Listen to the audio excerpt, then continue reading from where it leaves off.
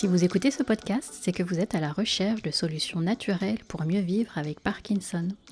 Je suis Tiffany Rossato, naturopathe, aromathérapeute et créatrice du premier podcast francophone dédié à la maladie de Parkinson au naturel. Une fois par mois, seul ou accompagné d'invités, je vous donne rendez-vous pour vous partager mes connaissances de naturopathe, donner la parole aux personnes atteintes, à leur entourage, ainsi qu'aux professionnels du bien-être et de la santé globale. À travers des conversations intimes et authentiques, ma mission avec ce podcast est d'explorer la réalité de la vie avec Parkinson et vous offrir des ressources pour prendre soin de vous naturellement. Informer, inspirer, partager des histoires de vie, des moments de joie et vous accompagner pour mieux vivre avec Parkinson au naturel, voici ce que vous aurez la chance de découvrir au fil des épisodes. Maintenant, à l'antenne. Bonjour et bienvenue dans ce nouvel épisode de podcast.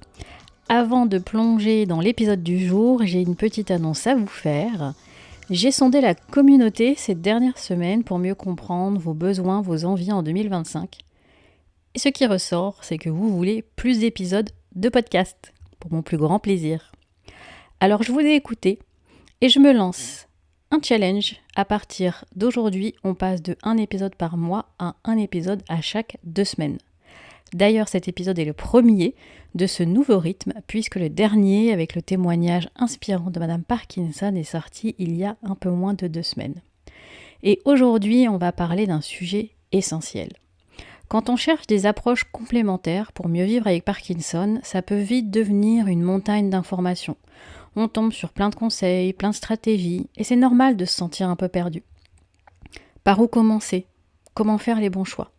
C'est exactement pour ça que j'ai créé une ressource 100% gratuite, en ligne, pensée pour les Parky Warriors qui veulent reprendre du pouvoir sur leur santé et être acteurs de leur parcours. Cette ressource, c'est un guide d'une 40aine de pages que j'ai appelé les 5 clés essentielles pour mieux vivre avec Parkinson. Alors il est disponible gratuitement sur mon site internet depuis à peu près 2 semaines et vous êtes déjà près d'une 40aine de personnes à l'avoir téléchargé.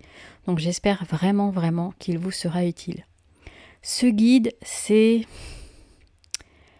exactement l'information que j'aurais rêvé que ma sœur ait quand elle a reçu son diagnostic. Pour lui permettre de prendre des décisions éclairées, d'avoir des repères clairs sur ce qu'il est possible de faire, de ne pas rester seul face aux doutes et aux interrogations, et pour faire le premier pas. Parce que oui, avoir l'information ne suffit pas, encore faut-il passer à l'action. Si vous l'avez lu ou que vous êtes en train de le lire, vous vous dites peut-être « d'accord, mais comment je mets ça en place au quotidien ?» Et c'est là que beaucoup d'entre vous peuvent bloquer. On attend d'avoir plus de temps, d'être prêt à 100%, de tout faire parfaitement dès le départ. La clé, c'est de commencer, même par une toute petite action. Comme je le dis souvent à mes clients, mieux vaut une action imparfaite qu'une parfaite inaction. Parce qu'en 2025, je trouve qu'il y a encore un grand manque d'informations sur ce que la naturopathie peut apporter en complément de la prise en charge médicale. Je ne suis pas là pour convaincre qui que ce soit. Mon but, c'est de vous donner un maximum d'informations pour que vous puissiez faire vos choix de manière éclairée. D'ailleurs, ne me croyez pas sur parole, allez vérifier vous-même, investiguer, expérimenter, observer ce qui fonctionne pour vous. Donc je vous le disais, la raison pour laquelle j'ai créé ce guide, c'est parce qu'aujourd'hui, on manque encore d'informations et de prise en charge adaptée.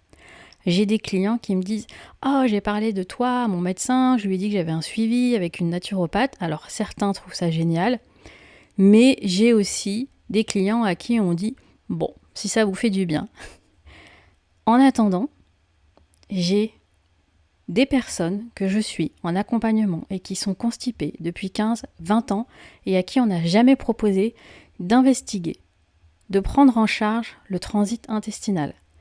J'ai d'autres personnes à qui On recommande de la vitamine D qui n'est pas liposoluble, alors qu'on le sait, la vitamine D, pour être absorbée, elle a besoin d'être dans du gras. Elle a aussi besoin d'être prise avec du magnésium, parce que le magnésium vient activer la vitamine D. Pendant ce temps, moi, ce que j'observe dans mes accompagnements, c'est que mes clients qui ajustent leur alimentation, leur hydratation et tout ce qu'on met en place, ils voient des résultats concrets, jusqu'à réduire ou arrêter des antidépresseurs, bien évidemment toujours avec l'accord de leur médecin.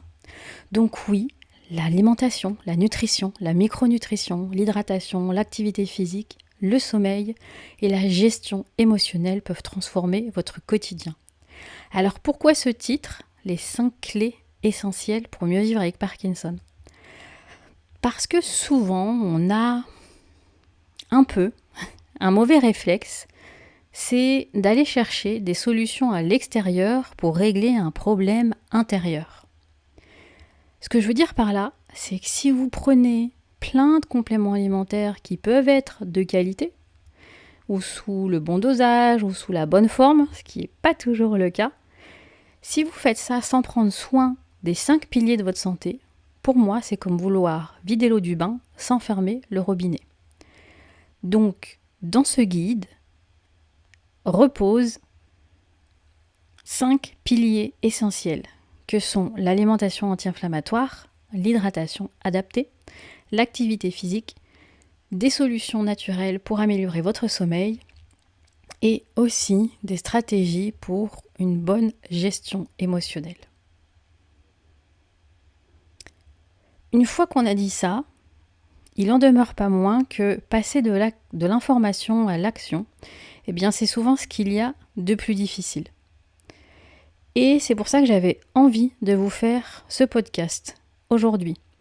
Parce que savoir c'est bien, mais agir c'est mieux. Aujourd'hui, je vais vous aider à passer à l'action progressivement sans vous mettre de pression. Donc dans les prochaines minutes, je vais vous donner des conseils concrets pour intégrer ces 5 clés petit à petit, sans frustration et avec des résultats. Restez avec moi, on commence tout de suite. Donc la première des clés que vous allez retrouver dans mon guide, c'est l'alimentation, et ici l'alimentation anti-inflammatoire. L'action simple que je vous propose, je ne vais pas développer ce que j'entends par l'alimentation anti-inflammatoire, vous pourrez le voir dans le guide. Mais comme action simple, puisque c'est l'objet de ce podcast, de vous aider à passer à l'action, ajoutez un nouvel aliment Ajoutez un nouvel aliment anti-inflammatoire par jour, au lieu de vous dire « Allez, à partir de maintenant, je supprime complètement le gluten et les produits laitiers. » Et ça, du jour au lendemain. Plutôt que de penser en termes de restriction, pensez en termes d'ajout. Aujourd'hui, comme je vous dis, j'ajoute un aliment anti-inflammatoire. Aujourd'hui, j'ajoute une poignée de noix riches en oméga 3. Alors, je vous donne un petit peu plus d'infos. Privilégiez vraiment les noix de macadamia, noix de Grenoble, noix de pécan, noix de pacane, les pistaches aussi, parce que on va vraiment chercher les noix qui ont un bon ratio oméga 3, oméga 6. Vous pouvez aussi vous dire, aujourd'hui, je teste une recette sans gluten. Voilà, vous voyez où je veux en venir. Pensez en termes d'ajout, de construction, plutôt que de privation. D'ailleurs, beaucoup sous-estiment la puissance des épices. D'ailleurs, dans mon accompagnement par cœur, j'ai créé toute une fiche ressource sur les épices. Elles sont bourrées d'antioxydants et elles ont des propriétés très intéressantes pour Parkinson, anti-inflammatoires, neuroprotectrices, soutien digestif, régulation de la glycémie. Petit fun fact, selon les études, on estime qu'il y aurait à peu près entre 40 à 60% des personnes qui cohabitent avec Parkinson qui auraient une mauvaise régulation du glucose. Le problème, c'est que malheureusement, c'est très rare qu'on dose ce qu'on appelle l'HbA1c, la mémoire glycémique sur 3 mois, aux personnes qui ont Parkinson. Donc on retient ici l'astuce, penser en termes d'ajout plutôt que penser en termes de restriction. La deuxième clé que vous allez retrouver dans mon guide, c'est l'hydratation. Notre corps est composé à peu près à 70% d'eau, certainement plus, et pourtant, on ne lui en donne jamais assez. Et l'eau, c'est bien plus qu'un simple liquide, c'est un élément vital pour votre corps. Très rapidement, je vous rappelle quelques fonctions de l'eau. C'est un transporteur essentiel qui va permettre, entre autres, de véhiculer les nutriments, l'oxygène, les hormones dans le corps. L'eau intervient dans l'élimination des toxines, donc les reins, le foie ont besoin de transformer les déchets en déchets solubles pour être excrétés. L'eau va intervenir dans la régulation de votre température. Une mauvaise hydratation, elle peut entraîner des fluctuations même petites, des fluctuations thermiques même petites, qui vont fatiguer votre corps et augmenter aussi la tension musculaire. Hyper importante aussi pour le fonctionnement cérébral. Une mauvaise hydratation, c'est un cerveau qui fonctionne moins bien, vous pouvez ressentir de la fatigue, de la difficulté à vous concentrer, parfois même un petit peu de confusion, un mal de tête. Est-ce que ça vous parle tout ça ? Quand on parle d'eau, je ne sais pas si on a encore besoin de le rappeler en 2025, mais je le fais ici. L'eau du robinet, elle est potable, mais elle n'est pas bonne pour la santé. Résidus pharmaceutiques, plomb, nitrates, pesticides, j'en passe à des meilleurs. L'eau du robinet est remplie de tout ça.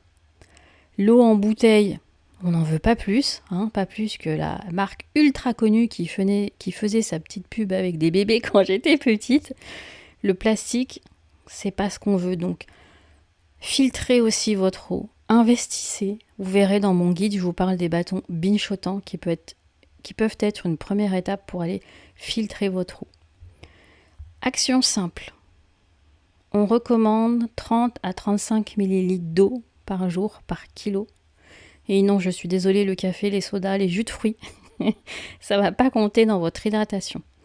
Donc là, si vous voyez, je pense que la majorité d'entre vous est en train peut-être de sortir sa calculatrice et de faire 30 multiplié par leur poids en kilos, et vous allez vous voir que vous n'avez pas assez d'eau, vous ne vous hydratez pas assez de manière quotidienne. C'est pareil, ne partez pas. Si vous buvez 1 litre d'eau par jour, ne dites pas d'aller du jour au lendemain, je vais boire 2 litres d'un coup. C'est comme vouloir courir le marathon sans jamais avoir couru 5 minutes. Donc, on y va progressivement.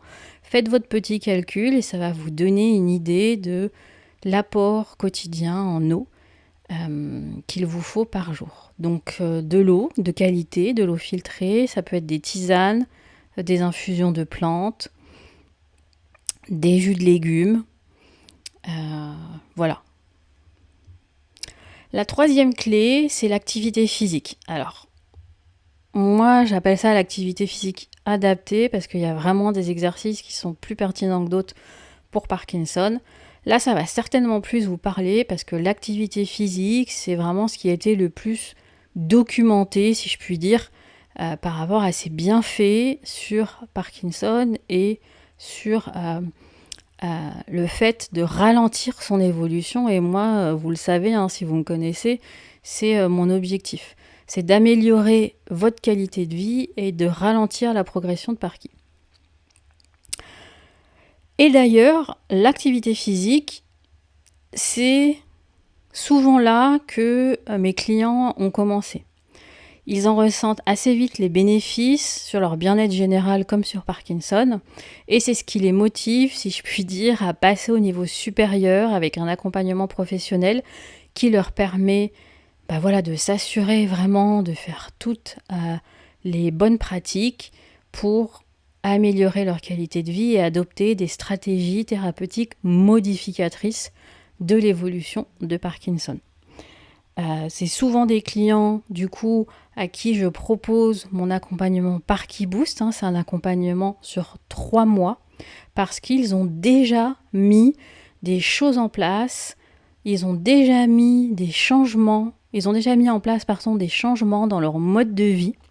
Et donc, c'est plus facile, on peut aller plus loin, plus rapidement.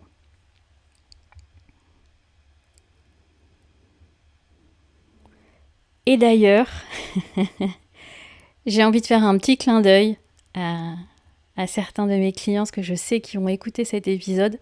J'ai plusieurs d'entre eux qui se sont mis des beaux challenges de course, de semi-marathon. Je suis super fière de vous. Go, go, go, go, go. Et comme je vous ai dit, on va préparer ce beau challenge ensemble et je serai là à chaque étape. Si de votre côté, c'est encore difficile, aussi bien physiquement que psychologiquement, de parler d'activité physique, ce n'est pas grave. L'important, c'est de commencer. Peu importe où vous en êtes aujourd'hui. Bouger 5 minutes de plus par jour, c'est déjà une victoire. Ce qui compte au début, quand on commence, ce n'est pas la durée, mais la régularité. Vous pouvez aussi commencer par faire des petits exercices sur une chaise, par exemple. Ça, c'est de l'exercice aussi. Faire une marche lente, mais quotidienne. C'est du progrès. Et vous allez améliorer votre digestion.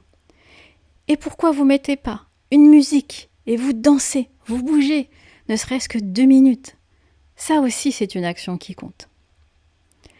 Rapidement, pourquoi l'activité physique est un allié si puissant pour Parkinson ? Il y a, je vous l'ai dit, plusieurs études, et notamment celle de Laurie Michelet, qu'elle fait maintenant depuis plus de 10 ans. Elle a étudié plus de 3000 Parkinsoniens. À chaque année, elle sort donc son étude annuelle. En français, on appellerait ça les variables modifiables de Parkinson. Pourquoi je vous parle de cette étude dans ce podcast ? Parce que, en fait, cette étude nous permet de voir que l'activité physique régulière, c'est-à-dire au moins 4 fois par semaine, est statistiquement significative au regard du score ProPD, c'est celui avec lequel moi je travaille dans mes accompagnements.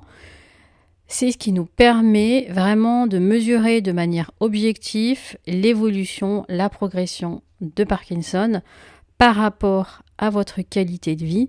Et donc, elle montre bien que la pratique d'une activité physique régulière, au moins 4 fois par semaine, va diminuer de manière significative votre score ProPD. Et donc, un score ProPD qui diminue de manière significative, ça signifie que votre qualité de vie s'améliore et que l'évolution de Parkinson ralentit.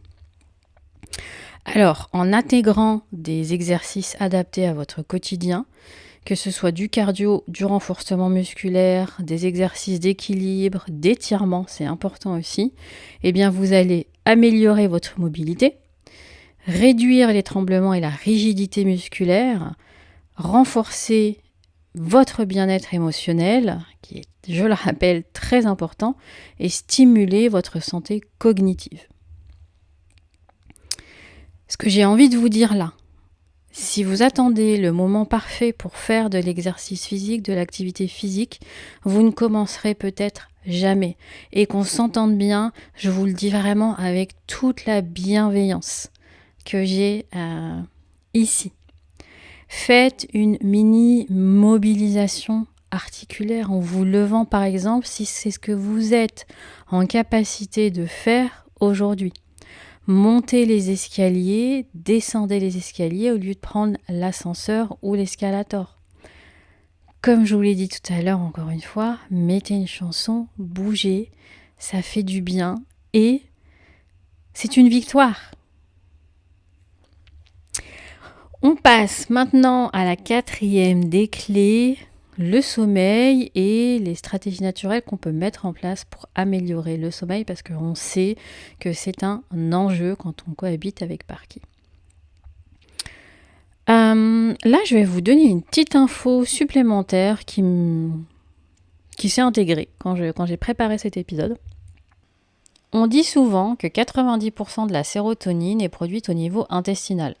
La sérotonine est connu sous le nom de l'hormone du bonheur. Mais c'est aussi un précurseur de la mélatonine, l'hormone du sommeil. Alors j'entends souvent dire oui, la sérotonine est produite à 90% au niveau intestinal, donc c'est bon de prendre soin de votre santé intestinale pour améliorer le sommeil. Alors, c'est pas tout à fait comme ça que ça se passe. Pourquoi ? Parce que la sérotonine qui est produite au niveau intestinal ne passe pas la BHE, la barrière hémato-encéphalique, qui est hyper sélective et qui empêche la majorité des substances présentes dans le sang d'entrer dans votre cerveau pour le protéger. La sérotonine qui est fabriquée dans l'intestin reste donc dans la circulation périphérique et n'a pas d'effet direct sur le cerveau et donc pas d'effet direct sur la production de la mélatonine qui est en majorité produite au niveau de la glande pinéale dans votre cerveau. Alors, comment est-ce que votre cerveau produit sa propre sérotonine et sa mélatonine ? Je vous l'ai dit, le cerveau, eh bien, il doit produire sa sérotonine à partir d'un précurseur qui, lui, va passer la BHE. Ce précurseur, on l'appelle le tryptophane. Le tryptophane, c'est un acide aminé essentiel, donc un constituant des protéines, qui, lui, traverse la BHE grâce à des transporteurs spécifiques.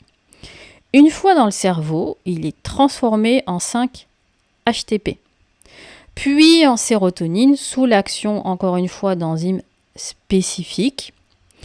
Et ensuite, la sérotonine va être transformée en mélatonine.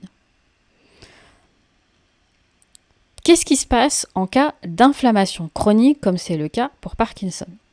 Eh bien, l'inflammation, elle va détourner le tryptophane vers une autre route, une autre voie, si vous voulez, qu'on appelle la voie de la kynurénine, qui, elle, produit des molécules neurotoxiques au lieu de permettre la production normale de sérotonine et de mélatonine.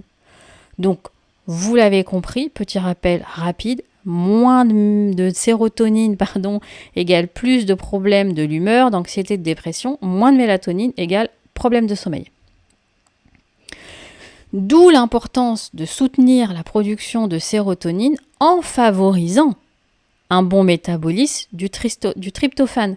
Et ça va passer par une alimentation anti-inflammatoire, riche en tryptophane, qu'on retrouve beaucoup dans les graines de courge par exemple, mais aussi dans les œufs, de réduire l'inflammation avec donc, l'alimentation anti-inflammatoire, l'hydratation, la fameuse gestion du stress, et aussi un bon équilibre intestinal, car un microbiote en santé va influencer le métabolisme du tryptophane. Donc, si on veut dire que la sérotonine intestinale nourrit directement le cerveau, non, c'est pas le cas. Par contre, on peut dire que l'état du système digestif et l'inflammation influencent la quantité de tryptophane disponible pour fabriquer la sérotonine cérébrale. Donc, elle a des bienfaits sur l'inflammation, mais si votre tryptophane est détourné à cause d'inflammation, eh bien votre sommeil va en pâtir. C'était important pour moi de vous rappeler ça. Ce que je vois, c'est dans mes accompagnements, et c'est aussi ce que je lis, c'est que souvent, en tout cas c'est peut-être pas une majorité, mais vous n'avez pas forcément de problème pour vous endormir. En revanche, vous vous réveillez la nuit. Ce qui fonctionne assez bien. Donc, si vous n'avez pas de problème pour vous endormir, fine, c'est parfait, endormez-vous. Si vous vous réveillez la nuit, la mélatonine, en général, elle fonctionne bien. Par contre, on ne va pas prendre de la mélatonine en gélule, c'est-à-dire le fait d'avaler votre comprimé de mélatonine. Pourquoi ? Parce que déjà, on va devoir passer par la voie intestinale. Pour peu que votre voie intestinale ne fonctionne pas super bien, voilà, vous n'allez pas avoir beaucoup de bénéfices et en plus, ça va être plus long. Donc, moi, je recommande de la mélatonine, mais pas en gélule. Et après, pour le dosage, encore une fois, je pense que je le répéterai non plus jamais assez, chaque personne est différente. Ce qui fonctionne pour le voisin ne fonctionnera pas pour vous. Donc après, c'est vraiment du cas par cas. On commence toujours par le principe de précaution. Et de toute façon, si une petite dose suffit, ça ne sert à rien d'avoir une grande dose. Donc on commence par un petit dosage et puis on adapte. Je vais terminer par la 5e clé, la gestion émotionnelle. Action simple pour commencer. La gestion émotionnelle, c'est souvent ce que vous avez tendance à mettre de côté en pensant que c'est moins important, alors que c'est un pilier tout aussi essentiel de votre bien-être. Le stress chronique, il influe directement sur l'inflammation, sur l'équilibre nerveux et sur la progression de Parkinson. Sur plein d'autres choses, je pense notamment à la constipation. Donc forcément, quand vous êtes stressé, vous avez un système digestif qui ne fonctionne pas correctement ou pas de manière optimale. C'est plus juste de le dire comme ça. C'est pourquoi vraiment il est essentiel pour vous d'apprendre à gérer votre système nerveux. Évitez que votre corps passe en mode urgence en permanence. Et de toute façon, vous le voyez, quand vous vivez des émotions négatives, vous allez avoir les symptômes moteurs qui vont augmenter. Tremblement, dyskinésie. Parmi les outils puissants que j'utilise moi et que j'aime beaucoup, il y a la cohérence cardiaque, mais aussi l'EFT. L'Emotional Freedom Technique. C'est une technique douce de libération émotionnelle. Alors, je vais ici plus vous parler de la cohérence cardiaque parce que ça sera plus facile pour vous de la pratiquer. Concrètement, la cohérence cardiaque, c'est un peu un reset naturel du stress. Votre cœur et votre cerveau, ils sont en communication permanente. Ça vous fait penser à quoi ? Un peu comme le fait que votre cerveau et vos intestins sont en communication permanente. Quand vous êtes stressé, votre rythme cardiaque il va devenir irrégulier. Et donc, ça envoie un signal d'alerte au cerveau. Résultat, des émotions négatives, de la fatigue, des tensions. Plus de tremblements, plus de dyskinésie, vous connaissez la suite. La cohérence cardiaque, en fait, c'est une technique de respiration qui permet de synchroniser votre rythme cardiaque avec votre cerveau. Et ça va favoriser un état d'apaisement quasi immédiat. Comment la pratiquer ? Inspirez profondément par le nez pendant 5 secondes et expirez lentement par la bouche pendant 5 secondes. Vous répétez pendant 5 minutes, 3 fois par jour si possible. Là encore, vous allez voir que si vous n'êtes pas habitué, inspirez pendant 5 secondes et expirez pendant 5 secondes, ça peut vous paraître un petit challenge. Donc si vous commencez par inspirer 3 secondes et expirer 3 secondes pendant 3 minutes, vous mettrez en place les 3-3. Donc 3 secondes d'inspi, 3 secondes d'expi, pendant 3 minutes, 3 fois par jour, et c'est correct et vous allez augmenter progressivement. La cohérence cardiaque, dans les grandes lignes, pourquoi ça fonctionne ? Ça réduit le cortisol qui est l'hormone du stress, ça favorise la production de dopamine et de sérotonine, donc on ne va pas s'en priver, et ça aide à mieux gérer les émotions et à réguler votre tension artérielle. Et surtout, c'est gratuit, c'est accessible n'importe où, et franchement, c'est assez efficace. La deuxième technique dont je vous parlais, c'est l'EFT. Je ne vais pas rentrer dans les détails ici, mais c'est vraiment, comme je vous disais, une technique douce de libération émotionnelle qui combine en fait ce qu'on appelle du taping ou des tapotements sur certains points d'acupuncture avec des phrases de reprogrammation mentale. Pourquoi est-ce que ça fonctionne et que c'est puissant ? Votre cerveau, en fait, il associe certaines émotions négatives à des expériences passées. Et ça crée un peu comme des boucles de stress qui vont s'engrammer, s'encoder dans l'amygdale, qui est une petite partie de votre cerveau en forme d'amande. En stimulant les points précis, des points précis sur votre visage et sur votre corps, donc qu'on appelle des acupoints, Tout en verbalisant vos ressentis, vous envoyez un signal au cerveau que vous êtes en sécurité et en fait, ça entraîne, ça désamorce quelque part la réaction émotionnelle négative associée à la situation. Donc, petit défi que je vous donne, testez la cohérence cardiaque pendant 3 jours et observez ce qui change dans votre corps et dans votre esprit. Et si vous vous sentez dépassé, prenez l'inspiration et posez-vous la question suivante. Qu'est-ce que je peux faire maintenant pour alléger mon stress sans tout changer d'un coup ? Parfois, une simple respiration consciente, un message à vos proches ou 2 minutes de cohérence cardiaque vont participer à changer votre journée. Voilà, on arrive à la fin de cet épisode. J'espère vraiment qu'il vous a donné des clés concrètes pour appliquer ce que vous lirez dans mon guide.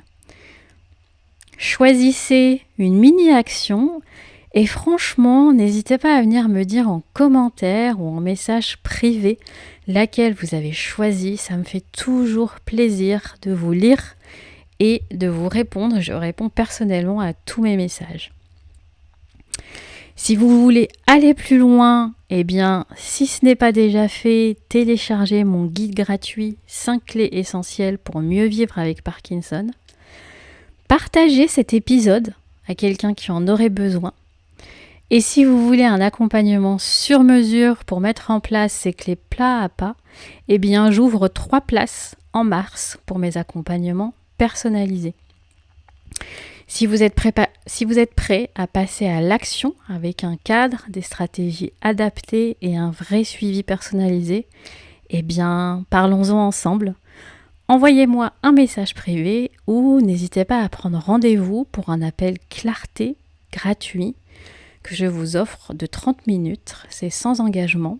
Ça nous permet de faire le point sur vos objectifs de santé, d'identifier lequel de mes accompagnements vous correspond et puis de se rencontrer. C'est toujours important de valider si on est fait pour collaborer ensemble, comme j'aime à le dire, si le match thérapeutique est au rendez-vous. Je vous mettrai toutes les informations dans les notes de l'épisode pour télécharger mon guide 5 clés essentielles pour mieux vivre avec Parkinson et également pour prendre rendez-vous pour un appel clarté. Et n'oubliez pas, mieux vaut une action imparfaite qu'une parfaite inaction. À bientôt. Merci pour votre présence et votre écoute. Vous pensez que cet épisode peut faire du bien, voire être utile à une personne ? Eh bien, je vous invite à le lui partager. N'hésitez pas à vous abonner pour être au courant de la sortie des prochains épisodes. Si vous aimez mon podcast, eh bien dites-le moi avec 5 étoiles, des bonnes notes et des commentaires sur votre plateforme d'écoute préférée. Cela aide à le faire découvrir à d'autres personnes et pour vous remercier, je mettrai à l'honneur un de vos commentaires en début d'épisode. Pour suivre mon actualité, je vous donne rendez-vous sur mon site internet et mes réseaux sociaux en recherchant mieux vivre avec Parkinson au naturel. Quant à moi, il me reste à vous souhaiter une très belle journée et je vous dis à très bientôt.